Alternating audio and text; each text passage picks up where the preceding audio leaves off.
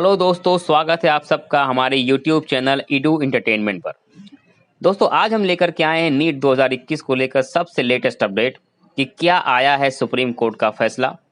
क्योंकि इसको लेकर के अभी तक स्टूडेंट के मन में बहुत कन्फ्यूजन चल रही थी और मैंने पिछले वीडियो में बात की थी कि सुप्रीम कोर्ट का फैसला आने वाला है, वहाँ सुनवाई होनी है फ्राइडे को कि क्या नीट का एग्ज़ाम पोस्टपोन होगा या नहीं होगा। तो दोस्तों, हमारे चैनल से बने रहें और लास्ट तक हमारी इस वीडियो को देखें ताकि आपको सही जानकारी मिल सके। दोस्तों, कुछ छात्र संगठनों ने PIL दाखिल की हुई थी कि नीट का एग्ज़ाम पोस्टपोन करा दिया जाए, क्योंकि डेट कुछ आगे बढ़ने से जो CBSE छात्र थे जिनके कंपार्टमेंट पेपर होने थे 6 सितंबर को और 9 सितंबर को, 6 सितंबर को बायोलॉजी का पेपर था और 9 सितंबर को फिजिक्स का पेपर होने वाला है।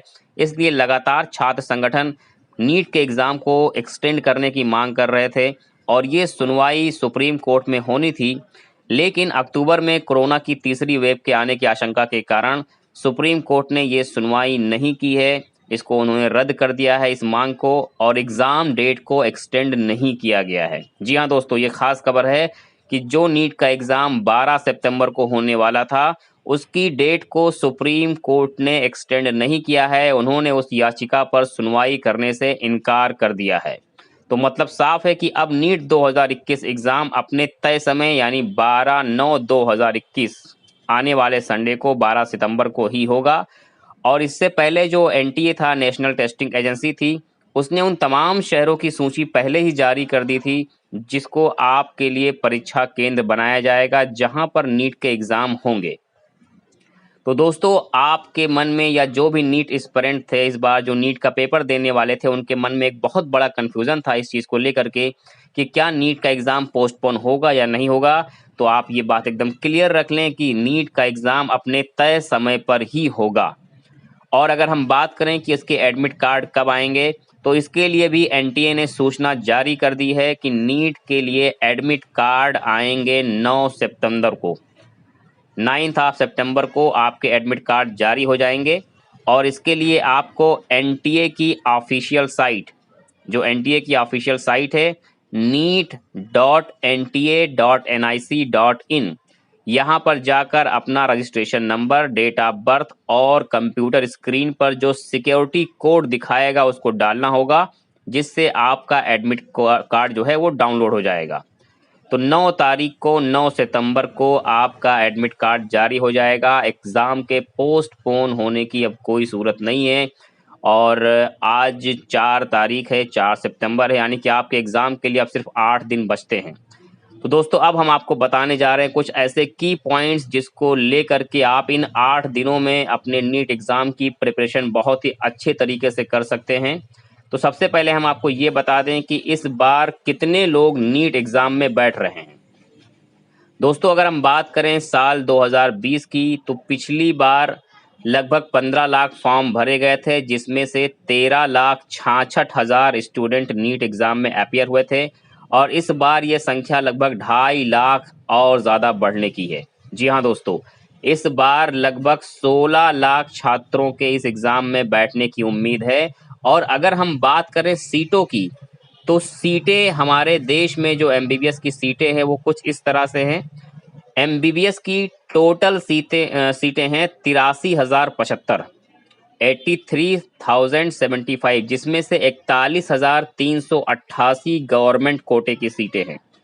दोस्तों, गौर कीजिएगा कि 16 लाख स्टूडेंट इस बार बैठ रहे हैं और गवर्नमेंट कोटे की जो सीट है वो मात्र 41,388 है। मतलब लगभग 2% छात्रों के गवर्नमेंट कोटे के कॉलेज में एडमिशन लेने के चांसेस बनते हैं। यानी अगर 100 लोग एंट्रेंस एग्जाम के लिए बैठ रहे हैं तो उसमें से केवल 2 छात्रों को ही गवर्नमेंट कोटे का कॉलेज मिलेगा।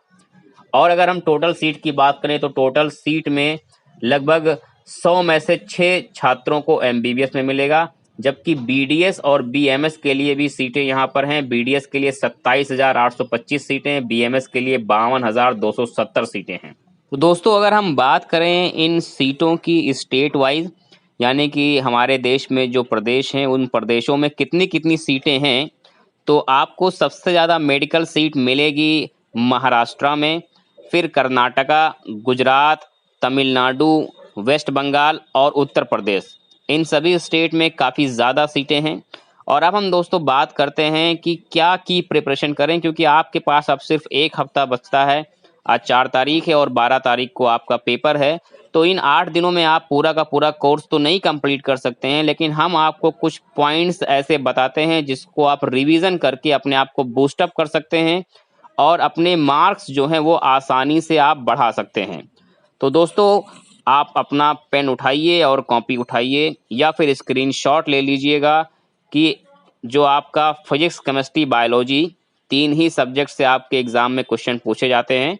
टोटल 180 क्वेश्चन पूछे जाएंगे, हर एक क्वेश्चन 4 नंबर का होगा। मतलब आपका टोटल नीट का मार्क 720 मार्क्स का होगा, जिसमें से फिजिक्स से आपके 45 क्वेश्चन, केमिस्ट्री से 45 क्वेश्चन, बॉटनी से 45 क्वेश्चन और जूलॉजी से भी 45 क्वेश्चन। टोटल 180 क्वेश्चन आपसे पूछे जाएंगे। तो आपको हम कुछ इम्पॉर्टेंट टॉपिक्स बताते हैं जिनको आप पढ़ करके, जिनको आप रिवीजन करके अपने मार्क्स आसानी से बढ़ा सकते हैं इन 8 दिनों में। तो दोस्तों, हम बता रहे हैं आपको कि तीनों सब्जेक्ट फिजिक्स, केमिस्ट्री, बायोलॉजी से आपको कौन कौन से टॉपिक पढ़ने हैं, जिनको पढ़ने के बाद आप इस नीट एग्जाम में अपने स्कोर बहुत ज़्यादा और बहुत अच्छे बढ़ा सकते हैं। तो सबसे पहले हम बात करते हैं फिजिक्स की। फिजिक्स में आपको पढ़ना है law of thermodynamics, rotational motivation, ray optics, magnetic effect of current, current electricity, waves and sounds. मैं एक बार रिवाइज कर देता हूं। Law of thermodynamics, rotational motivation, ray optics, magnetic effect of current, current electricity and waves and sounds. Chemistry की अगर हम बात करें तो केमिस्ट्री में आपको अपना रिवीजन करना है biomolecules and polymers, chemical kinetics, alcohol and ethers, P block element and S block element, chemical bonding and molecules structure. In topics को आपको केमिस्ट्री में पढ़ना है। बायोलॉजी की अगर हम बात करें तो बायोलॉजी अपने आप में 2 एरिया कवर करता है, बॉटनी और जूलॉजी का। तो क्लास 11 और क्लास 12 दोनों का आपको सिलेबस रिवीजन करना होगा और इसमें आपका इंपॉर्टेंट है classification, molecular basis of inheritance, principle of variation and inheritance, human reproduction, biotechnology, cell cycle and morphology of flowering plant. ये टॉपिक्स दोस्तों बहुत इंपॉर्टेंट है, आप इनका रिवीजन करें इन 8 दिनों में और इनका रिवीजन करने से आपके मार्क्स काफ़ी तेजी से जो है बूस्टअप हो जाएंगे। दोस्तों, एक और बात आपको हम बताते हैं कि नीट एग्जाम में नेगेटिव मार्किंग होती है और इस बार भी नेगेटिव मार्किंग रखा गया है, जिसमें हर सही प्रश्न करने के आपको 4 नंबर मिलते हैं, लेकिन अगर एक गलत प्रश्न करेंगे तो आपका 1 अंक कट जाएगा। जैसे एग्जाम्पल के तौर पे आप मान लीजिए 2 क्वेश्चन सही करते हैं तो उन 2 क्वेश्चन को सही करने पर आपको 8 नंबर मिलेंगे, लेकिन अगर आपने तीसरा क्वेश्चन गलत किया तो उसके नंबर तो कटेंगे ही, लेकिन इससे पहले जो आपको 8 नंबर मिले थे उसमें से भी 1 नंबर कट जाएगा और आपका 7 नंबर ही बचेगा। तो ध्यान रहे दोस्तों, आप जब नीट का पेपर दें तो सबसे पहले उन क्वेश्चंस को करने की कोशिश करें जो आपको अच्छी तरीके से आते हैं।